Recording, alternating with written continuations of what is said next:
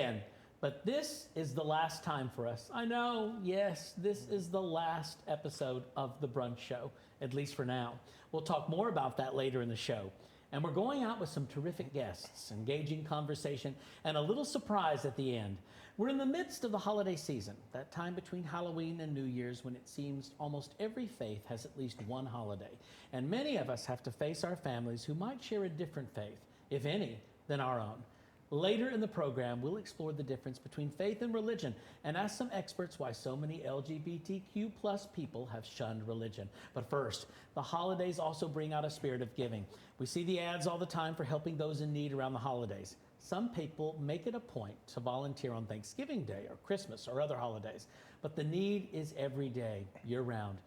Cruz is president of Streets of Paradise. It's a nonprofit organization that works to provide shelter and meals for those without housing. Greg has been a community activist fighting for justice for people who have been marginalized and disenfranchised. He's worked for LGBTQ plus rights, the environment, and foster children. He was once a foster child himself. Greg, it's an honor. Thank you for having me. Thank you. Thanks for being here. Let me first ask, you grew up in the foster care system, so how did that shape your activism? I'm sure it did, but what kind of ways? You know, definitely, when people ask that question, normally I always tell them I wish I had like a story to be like, you know, when I was 11, I wanted to be an activist, and of course it wasn't like that. Yeah. It's just, I remember feeling forgotten, overlooked, like I wasn't seen, and that's just something that always stuck with me even throughout my adulthood, even after working on myself and kind of working on that trauma. It was just something that always stuck with me, and that definitely helps me in my activism today, that sense of, togetherness. Yes. And being able to be in touch and in tune from my past experience. Absolutely. Now with Streets of Paradise, what is the mission of this organization? So the mission, of course, is to build meaningful relationships. That's the first thing, providing the basic necessities people need to succeed in life. That's basically what we want to do, empower people to basically empower themselves and take those steps. It's hard to, as you know, a lot of people, even with support, especially these days, lack of housing, for instance, it's hard to make it even with support. So we just like to be that support system in the community for people who might not otherwise have a support system. Yeah, it's really true. I mean, there's even more of that now after the COVID pandemic. So my thoughts are, how did it affect your organization, and how did you adapt? I'm sure you had to find many new ways. Definitely. COVID changed the world, and the way a lot of companies and organizations had to, switch processes, the way they operated on a daily basis had to change. Us specifically, we used to have community potlucks once a week or twice a week at the time.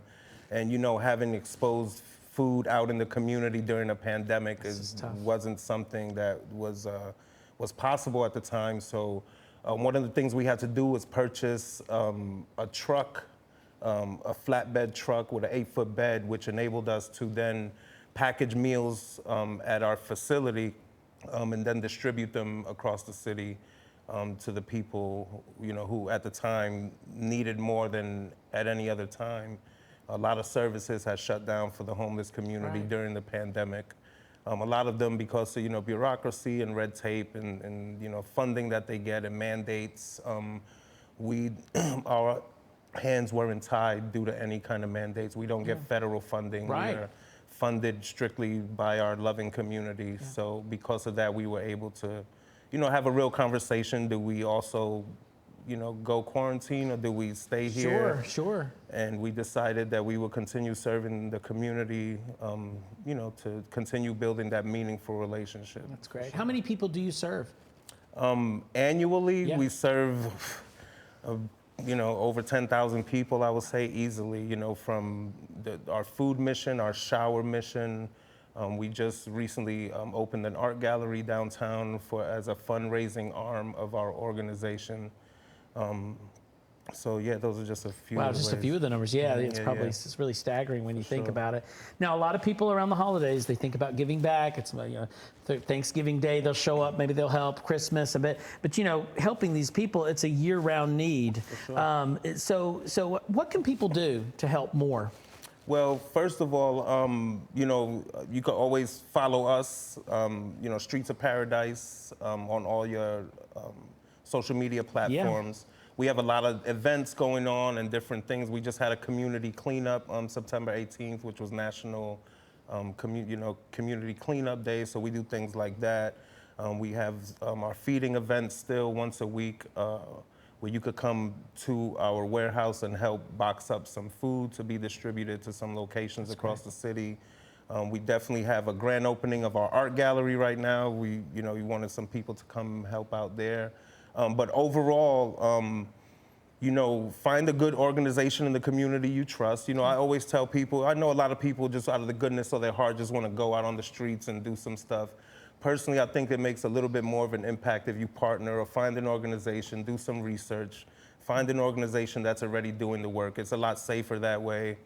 And you know, it's a way so you could go in and with an organization that has already assessed the needs of the community, because a need that you might think someone needs might not necessarily be the need that they need at that moment. Right. And that's very important. We call it parachuting in. People just parachute into communities, and it's more of a self-righteous thing sometimes, right. You know? Yeah. But yeah, definitely partner with somebody you trust, and there's a million ways you can help throughout the year, but definitely showing up is one way, and it doesn't always have to be physically. That's right. No, absolutely. Now, Streets of Paradise has worked with Project Pride. Can you tell us a little bit about that? Oh, for sure. Project Pride, you know, has been a big supporter of ours as we are of theirs.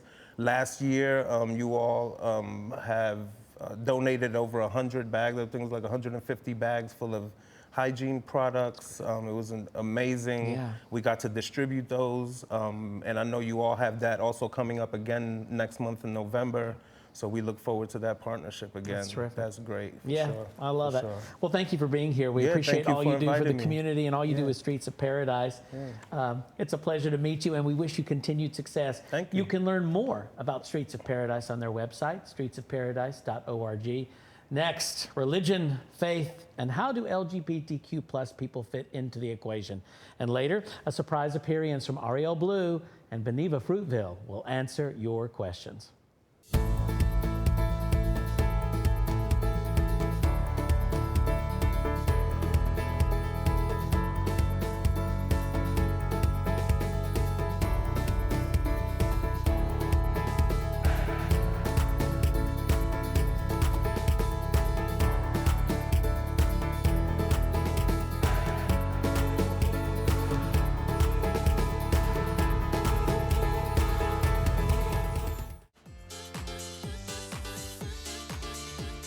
We're back right here at Sage in downtown Sarasota. It's a beautiful place.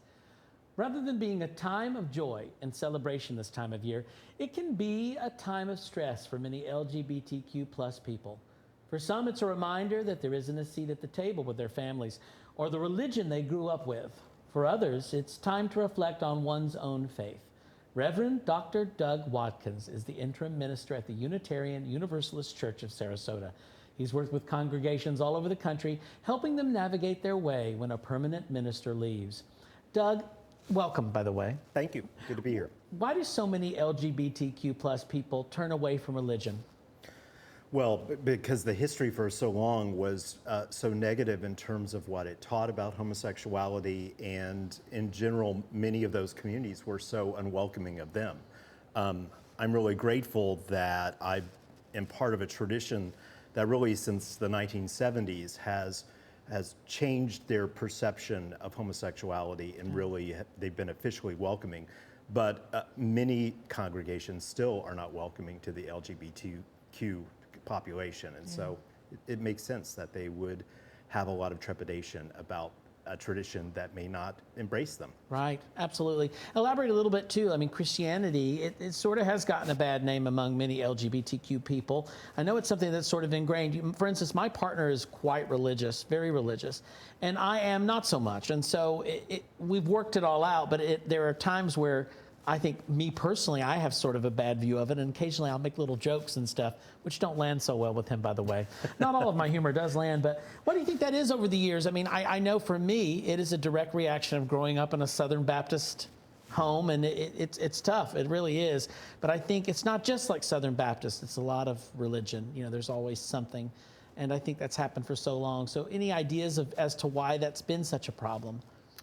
Well, religion has certainly been on a journey in terms of their understanding of a lot of social issues. And for many years, theologically, they were really clear and interpreted the Bible in terms of thinking of homosexuality as a sin. Yeah. Probably in the late 70s, 80s, 90s, a lot of more mainstream religion began to also learn from psychology and rethink the ideas and rethink how they read the Bible. And so as a lot of religions have become more progressive in how they interpret the Bible and have begun to believe that really the Bible does not talk about homosexuality as we understand homosexuality today.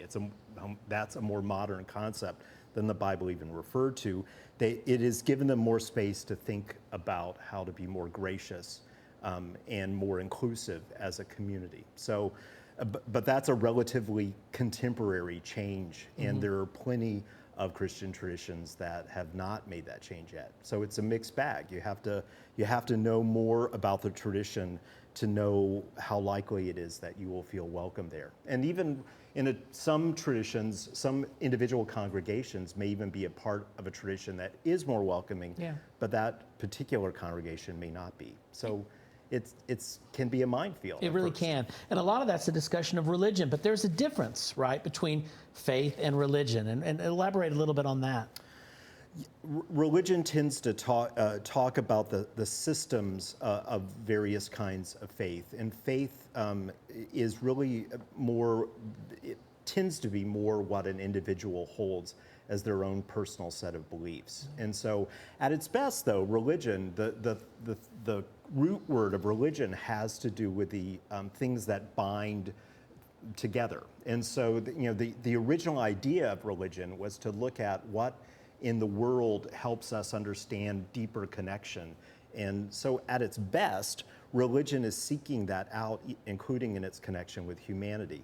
That's not always the ideal that it's lived up to. And faith is much more what individually over time you decide is important for you and how you live that out. So one is very individual, and the other tends to talk about bigger systems of belief rather than an individual set of beliefs. Yeah. Now, if there's a person watching the show today and they're thinking that they may be searching for faith, what kind of advice would you give someone who are looking for their own faith? What could they do?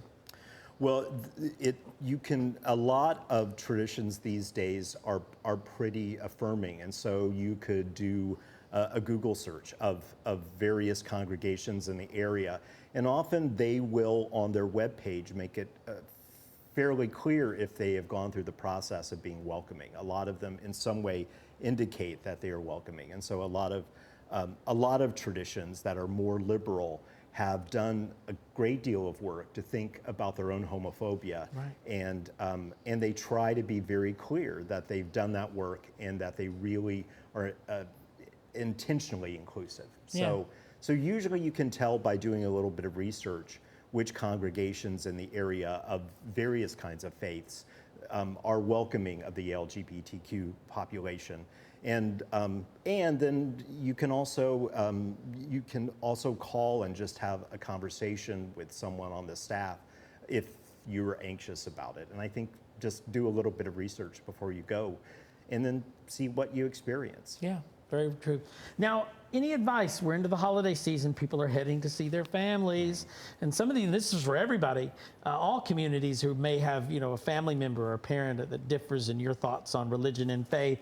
What advice do you have for people traveling home that may have to be dealing with something like this? Yeah, it can be really tough, especially if I feel really lucky because my family is a mixture. A fair amount of my family has been very, very, very supportive of me. Yeah. And in general, we know what subjects to avoid, and we do. I mean, we work, I think, to be very harmonious.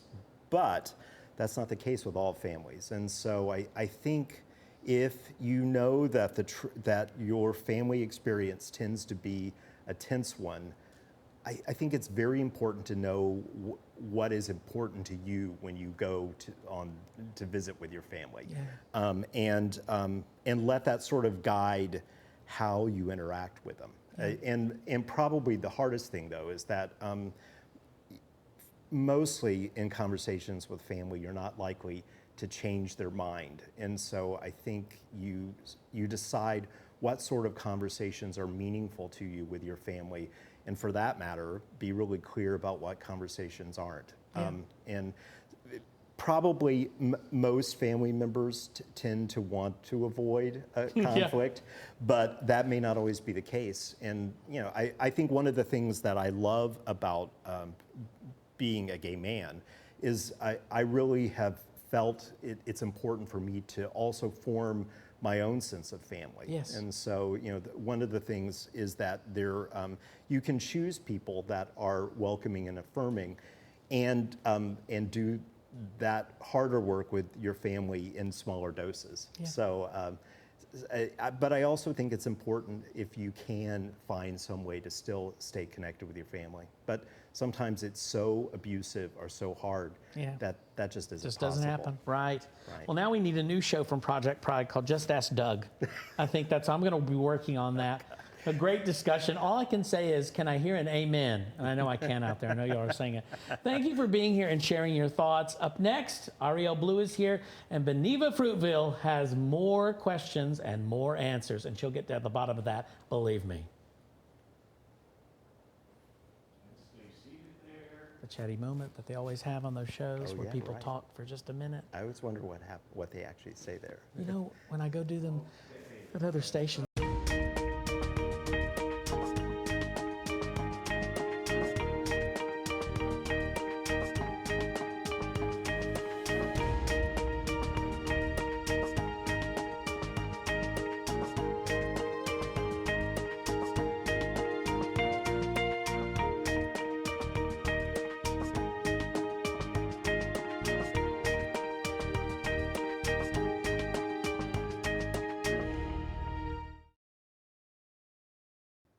Beneva Fruitville is here one last time to answer your pressing questions.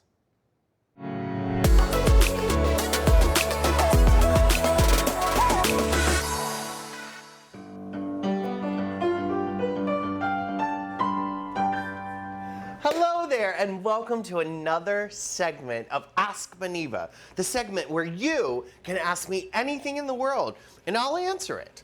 Are you ready for today's first question? All right, here we go. Today's first question is, I love the way you've been doing your makeup lately. What changed? Well, to be quite frank, what I've done is I've watched a lot of YouTube.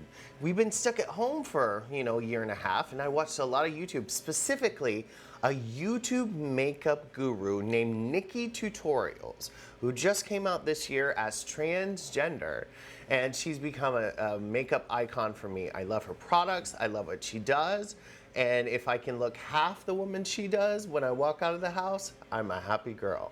Our next question is, how many cats do you have?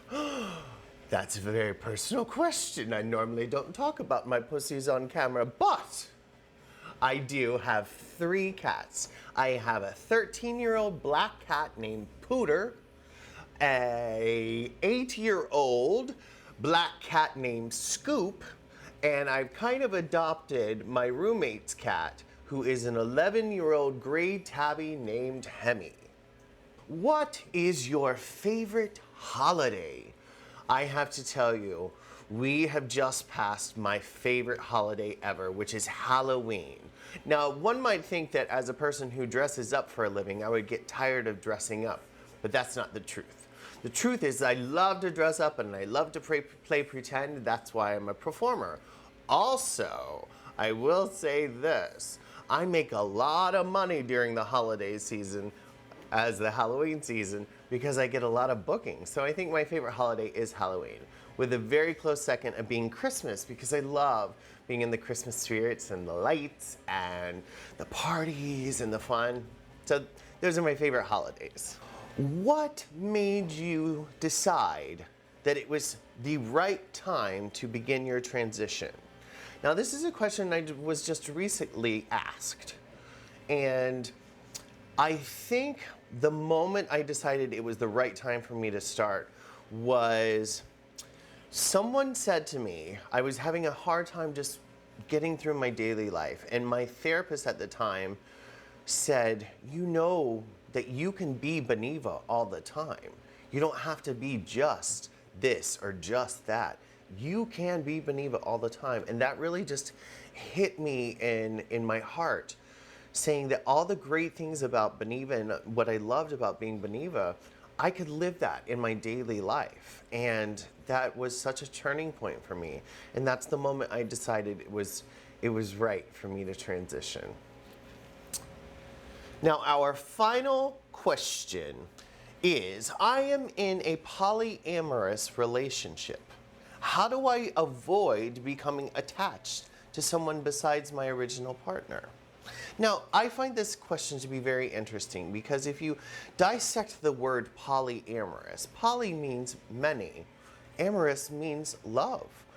I think if you're in a polyamorous relationship, you're going to have those feelings. You're going to fall in love. So my advice would be to just let yourself love. And it's okay. And it doesn't matter if you love one person, 3 people, it doesn't matter. Just let yourself love, because that is why we are all here, is to love. And I have to tell you, I have loved doing this segment of Ask Beneva for the past season of the Brunch Show, and it's been amazing, and this will be our last episode. And while I am a little sad, I am so excited to see what happens next and what we can do for you coming up in the future. So I want to say, of course, a huge thank you to this gorgeous setting, the Reserve Retreat, and also a massive thank you to all my friends at Project Pride SRQ and the Community Foundation for their work. And now I'm going to send it back to the studio, which I wish I could be there, but I can't. But I'm sending it back to the studio with my friends Ariel Blue and Matthew McGee, and joining them, our fabulous director, who I very lovingly call a friend, Robert Trim. See you. Mwah. And remember, you may not always remember the question, but you will always remember the answer when you ask Beneva.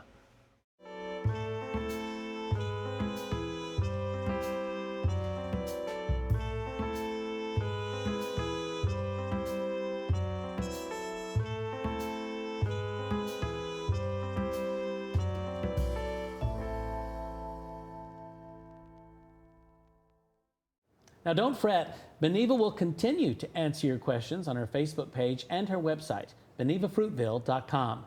And now, the one and only Ariel Blue. Ariel has been our field host and shown us some great restaurants and bars. Ariel, it's been quite a journey. You've been everywhere. I have. You have. Tell me, do you have a favorite spot that you shared with us? Gosh, I think my favorite would have to be the very first one. Right. The Baha'i Hut. Yes. Because I'm a Sarasota native, and so I'm very familiar with the place. And to see all the renovations, it was just great. But also Crop, because it's one of the healthiest places that we had to go to also. And I discovered some new gems at Crop, so I would say my first and the last. Yeah, it's interesting because you live here in Sarasota, but you're so busy. We're all so busy. So sometimes we don't get a chance to go to all these places. And this show gave you that unique opportunity to do just that. And one of my favorite meals is brunch. So I'm like, yes, I will be your brunch fill host. Yes. Absolutely. Let's do it. I love it. And I love to eat. Please help me out. Now, I was also going to talk to you a little bit about what you might have. A lot of people know you as an amazing performer. What do you have coming up in the new year? In the new year, well, I dropped a single in the summer, and so my EP is almost done, mixed and mastered, so I will have like a full EP out on iTunes and all streaming platforms. And they'll be able to buy that, and you want them to. I absolutely want them to. Oh, absolutely. Well, I'll be one of the Please. first people to do it. Thank you. Now, Ariel, was there a restaurant or bar or that you had never heard of before, that you had never experienced? Yes. Oh, wow. It was the Reserve. Yes. And it's so cute and quaint, and I pass by it frequently. never stepped inside. Funny thing, maybe about a month ago, after church, I took a friend, I was like, let's go to brunch. And we actually went to the Reserve, and they remembered me. I was like, that's great. I feel so fancy. Celebrity status. I know. It was really good, too. I would definitely go back. I love that. You're Sarasota famous. Yeah. Yeah, everywhere I'll famous take it. now. You're going to take it. Absolutely. I love that. That's very exciting. Now, I'm hearing a little something from our director. Does anyone know the director of our show, of this show? Have we talked about that? Bob Tim, the director, Yes. worked with amazing luminaries in the business like Katie Couric, who was it? Katie Couric, Pee Wee Herman. He's worked with them all, and maybe not Pee Wee Herman. Well, you guys are certainly at the top I think so. of my list of people favorite people I've gotten to work with. you. There have been people I've worked with, and then favorite people. That's true.